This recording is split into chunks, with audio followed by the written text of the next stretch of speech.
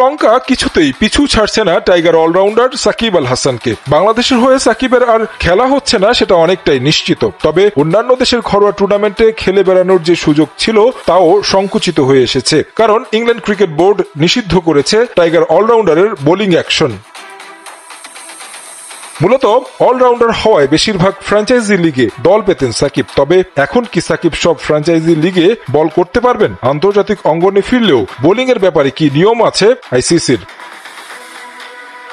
অবৈধ বোলিং অ্যাকশনের ব্যাপারে বেশ কিছু নিয়ম বেঁধে দেওয়া আছে ক্রিকেটের নিয়ন্ত্রক সংস্থার, যেখানে কোনো ক্রিকেটারকে ঘরোয়া ক্রিকেটে নিষিদ্ধ করা হলে কি করতে হবে, আন্তর্জাতিক অঙ্গনে ফিরতে হলে কোন কোন পরীক্ষার মধ্য দিয়ে যেতে হবে, সব বিষয়ে উল্লেখ আছে আইসিসির অবৈধ বোলিং অ্যাকশন সংক্রান্ত অনুচ্ছেদের 11.1 ও 3-এ।